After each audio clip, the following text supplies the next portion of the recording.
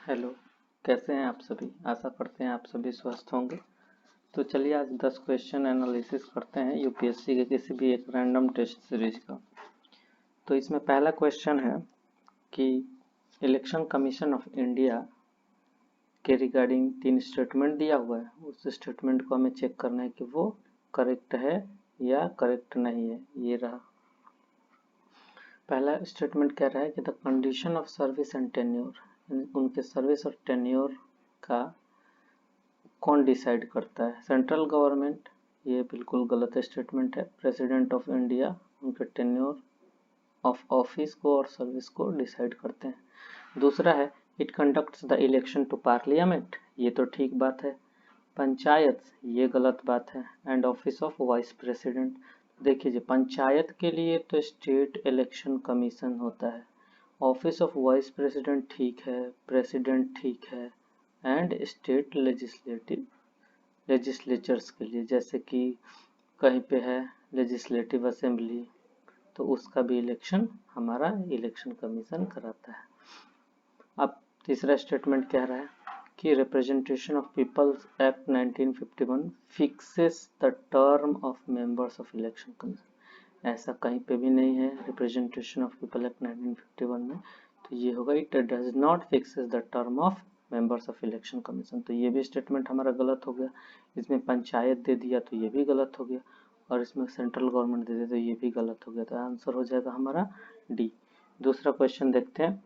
With reference to the UPSC consider the following statement. The constitution of India has not specified the strength of the commission. क्या ये statement सही है? बिल्कुल सही है जी। दूसरा, the constitution authorise the parliament to determine the condition of services of chairman and other members of the commission. तो क्या ये सही है? बिल्कुल गलत है। अभी अभी हमने ऊपर देखा कि पार्लियामेंट नहीं, कौन करता है? President of India. यहाँ हमने देखा ना एक क्वेश्चन में कि इनका कौन करता है? सेंट्रल गवर्नमेंट नहीं, president of India. Service tenure हुआ। तो यूपीएससी का भी वैसे ही है। ये क्या है? ऑल इंडिया बॉडी है। वैसे ही ये क्या है? ऑल इंडिया बॉडी है। तो कौन डिसाइड करेगा? हमारे प्रेसिडेंट। अब आते हैं तीसरा पे। 1/2 ऑफ द मेंबर, यानी कि आधे जो सदस्य हैं इस कमीशन के, इस आयोग के, वो कहाँ से होने ही चाहिए? तो वो लोग वो होने चाहिए जिनके पास कम से कम 10 years either under the central government, अर्थात केंद्र सरकार के अंदर उन्होंने काम किया हो या किसी भी राज्य सरकार के अंदर काम किया हो। तो ये स्टेटमेंट बिल्कुल सही है। ठीक है, तो हमारा आ जाएगा कौन सा? पहला और तीसरा सही है स्टेटमेंट। तो आंसर क्या होगा? बी। हालांकि यूपीएससी में हम ओएमआर सीट में ऐसे कलर करते हैं, यहाँ के लिए फिलहाल टिक मार के काम चला है। अब आते हैं थर्ड स्टेटमेंट पे। With reference to the finance commission. ठीक है, वो पूछ रहा है फाइनेंस कमीशन के बारे में कि ये क्या है। तो क्या एक क्वासी जुडिशियल बॉडी है? बिल्कुल सही बात है कि ये क्वासी जुडिशियल बॉडी है। इसका आर्टिकल क्या है? तो अंडर आर्टिकल 280। ठीक है, अंडर आर्टिकल 280 में आता है कि एक क्वासी जुडिशियल बॉडी है, और ये क्या होता है?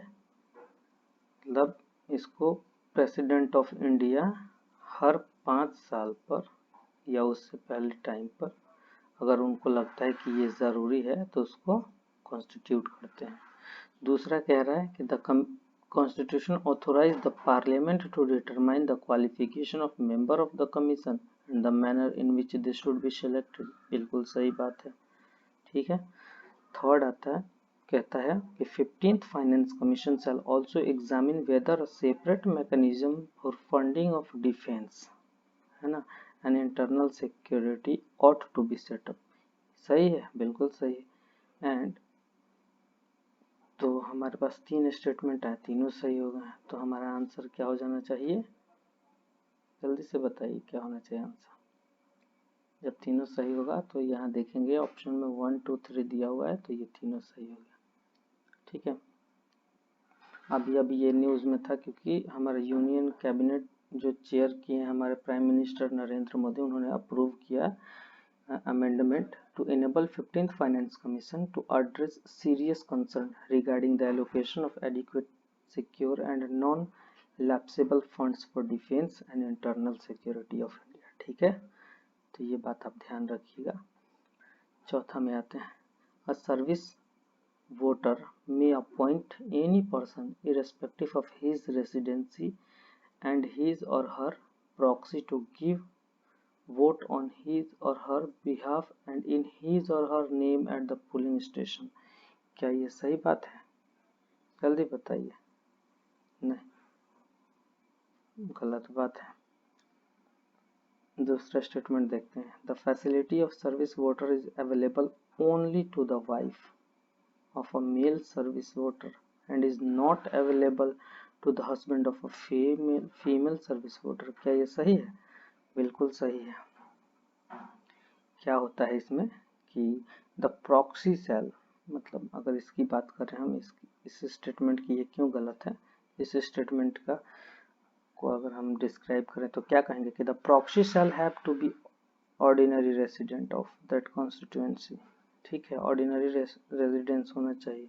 ही need not be a registered voter but he or she must not be disqualified to be a registered as a voter. ठीक है, तो ये गलत हो गया। Proxy shall be to be ordinary resident. ठीक है, तो ऑर्डिनरी होगा, सर्विस वोटर कह दे रहा है, तो ये गलत हो गया। तो ऑप्शन बी हमारा आंसर हो गया। नेक्स्ट क्वेश्चन की ओर बढ़ते हैं। फिफ्थ में आते हैं, क्या कह रहे हैं कि the entire expense including the salary, allowances, pensions of chairman, chairman कहाँ होता है, and members of UPSC and subjected to vote of parliament, ये सारे वोट ऑफ पार्लियामेंट के सब्जेक्ट मतलब उसके अंडर में आते हैं। क्या ये सही बात है?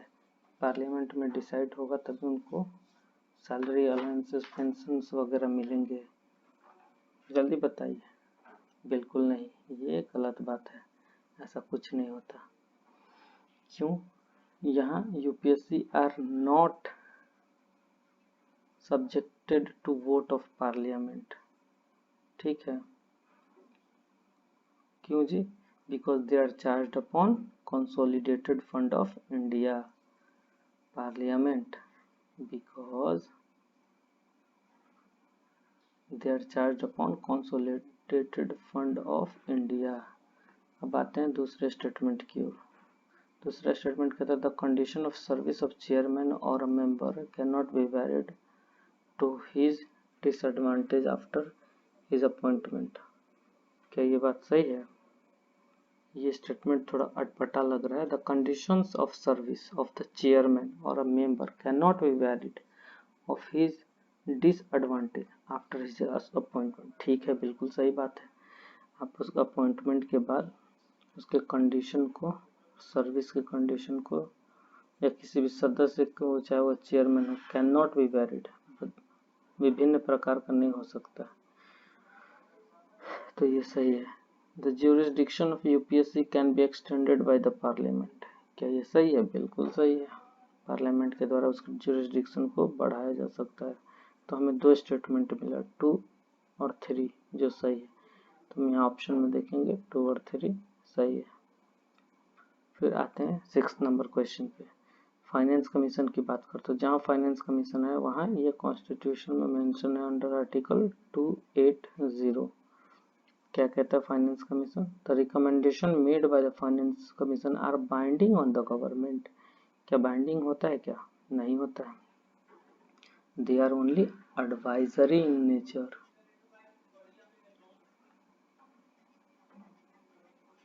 advisory in nature, ठीक है। अच्छा, the commission submits its report to the union finance minister. जल्दी बताइए किसको देता है? ये बिल्कुल गलत बात है, यूनियन फाइनेंस मिनिस्टर को नहीं देता। The commission submits its report to the president of India. इस बात को ध्यान रखिएगा कि ये कमीशन प्रेसिडेंट ऑफ इंडिया को ही सबमिट करता है रिपोर्ट, और जो प्रेसिडेंट ऑफ इंडिया है he lays it before both the houses of parliament along with an explanatory memorandum as to the action taken on its recommendations. ठीक है, तो हमारा आंसर क्या होगा? Neither 1 nor 2। 7 आते हैं। State public service commission, consider the following statement, इसका reference लेके स्टेट पब्लिक सर्विस कमीशन आया, जैसे हमारा उत्तर प्रदेश में होगा यूपी पीएससी, बिहार में होगा बीपीएससी पीएससी, ऐसे ही और कोई स्टेट होगा वहाँ पे उस स्टेट का इनिशियल नेम, जैसे MP PSC, Maharashtra public service commission, Bihar public service commission, Uttar Pradesh public service commission, ऐसे ही राजस्थान का होगा तो राजस्थान पब्लिक सर्विस कमीशन। ठीक है, तो ये स्टेट की बात कर रहा है। इसमें क्या था, chairman and member of the commission hold office for a term of 5 years और until they attend the age of 62। क्या ये सही है? तो यहाँ ये जो 5 लिखा है ये गलत है, ये होना चाहिए 6 years। ठीक है, या the age of 62 whichever is earlier. ठीक है, इन दोनों में से पहले जो होगा वो। The chairman and member of a state public service commission can be removed by the governor to the concerned state। क्या वो रिमूव कर सकता है गवर्नर? बिल्कुल नहीं। They can only be removed by the president of India। ठीक है, on the same ground and in the same manner as he can remove a chair or a chairman or a member of UPSC। ठीक है, तो नहीं कर सकता है governor. तो हमारा आंसर क्या हो जाएगा इसमें? पहला भी गलत है और दूसरा भी गलत है, तो आंसर हो जाएगा neither one nor two। D, consider the following statement regarding contesting an election in India। If a person is not registered as a voter in any of the constituency in India can also contest in election। बोलो जल्दी क्या होगा, सोचिए सोचिए सोचिए। बिल्कुल गलत बात है, उसको कहीं ना कहीं से तो रजिस्टर होना पड़ेगा ना। तो ये चीज़ कहाँ मिलेगा हम लोगों को? ये चीज़ मिलेगा section 4D of representation of people's act 1951 में, कि if a person is registered as a voter then also contest in election any of the constituency। ठीक है, अब दूसरा में if a person is registered voter in Delhi he she contest an election in Lok Sabha from any constituency in the country। ठीक है, कर सकता है, लेकिन कहाँ से नहीं कर सकता? ये एनी आ गया, एनी आने का मतलब है कि ये गलत हो गया, कहीं से नहीं करेगा। इसमें कुछ टर्म्स लगे, एक्सेप्ट असम और लक्षद्वीप।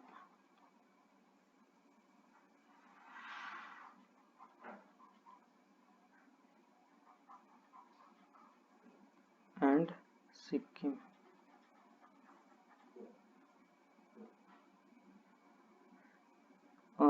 किसके according? Representation of people act 1951 के कौन कौन से सेक्शन के according? Section 4C, 4CC and 4CCC। ठीक है, थर्ड स्टेटमेंट क्या कहता है? Person confined in jail can also vote in an election. कभी नहीं कर सकता है वोट, कैन नॉट। ये भी कहाँ मेंशन है? Section 62(5) of representation of people act 1951 में। तो इनमें से न ये सही है, न ये सही है, न ये सही है, तो आंसर क्या हो जाएगा? नन। 9th क्वेश्चन की ओर बढ़ते हैं। Consider the following statement. Joint state public service commission, ये क्या होता है? 2 राज्यों को मिलाकर बनाया जाता है joint state public service commission. जब 2 राज्य मिलकर बनाते हैं तो क्या वो एक कॉन्स्टिट्यूशनल बॉडी है? नहीं, कॉन्स्टिट्यूशनल बॉडी नहीं, ये एक स्टैट्यूटरी बॉडी है। ठीक है, ये इसको बनाया गया है एक्ट ऑफ पार्लियामेंट के थ्रू।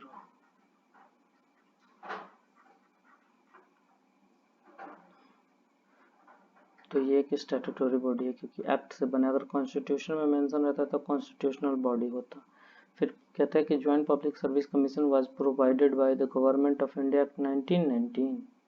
बिल्कुल नहीं, यहाँ पर देखिए, यहाँ पर ये 1935 में मेंशन है। Joint public service commission was provided by the government of India act of 1935। अच्छा, फिर क्वेश्चन कहता है joint public service commission presents its annual performance report to which each of the concerned state governor, कि अगर joint है तो क्या दोनों स्टेट के गवर्नर्स के पास वो प्रेजेंट करेगा। तो ये सही है, ये स्टेटमेंट बिल्कुल सही है। क्या, तो as provided by the government of India act 1990 central public service commission was set up in 1926 and interesting with the task of recruiting civil servants। ये अगर 1919 की बात करें हम तो वो उसमें मेंशन है, लेकिन the government of India act 1935 में एफपीएससी का जिक्र है, यानी कि federal public service commission, PPSC and JPSC for 2 और मोर प्रोविंसेस के लिए। ठीक है, पीपीएससी हो गया provincial public service commission and JPSC हो गया जो अभी हम लोग पढ़ रहे हैं joint state public service commission. ठीक है, तो इसका आंसर बताइए फटाफट क्या होगा। इसमें हमारा सिर्फ एक ही स्टेटमेंट सही हुआ है, थर्ड, यानी कि 3 ओनली, ए हो जाएगा। तो हमें ये याद रखना पड़ेगा कि गवर्नमेंट ऑफ इंडिया एक्ट 1935 के थ्रू हमें क्या क्या मिला है, FPSC federal public service commission, PPSC यानी provincial public service commission, federal public service commission और ज्वाइंट पब्लिक सर्विस कमीशन। ठीक है, जो कि हमेशा 2 और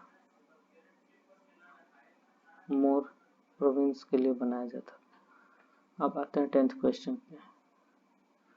Which of following statement is or are the functions and powers of National Commission for Scheduled Caste? Scheduled Caste की बात आ गई, तो ये क्या है, national commission for schedule caste, ये कॉन्स्टिट्यूशनल बॉडी है। किसके थ्रू, क्योंकि ये कॉन्स्टिट्यूशन में मेंशन है अंडर आर्टिकल 338। ठीक है, पहला स्टेटमेंट कहता है to inquire into specific complaints with respect to deprivation of rights, है ना, अगर किसी के अधिकारों का हनन हो रहा है, एंड सेफगार्ड ऑफ द एससीज, बिल्कुल सही है। दूसरा स्टेटमेंट कहता है to participate and advise on the planning process of socio economic development of the एससीज and to evaluate the progress of their development under the union or state, यह भी बिल्कुल सही स्टेटमेंट है। The commission has to investigate all matters relating to the constitutional and other legal safeguards for the OBCs and the Anglo-Indian community and report to the President upon their working। क्या ये सही बात है? बिल्कुल सही बात है।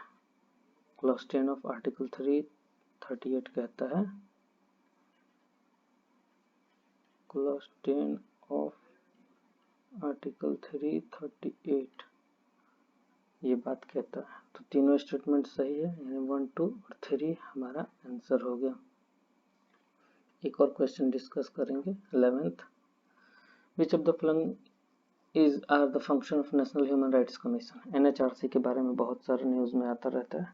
तो NHRC the protection of human rights act 1993 है ना, ये एक स्टैट्यूटरी बॉडी जो पार्लियामेंट के द्वारा बनाई गई थी इंडिया में।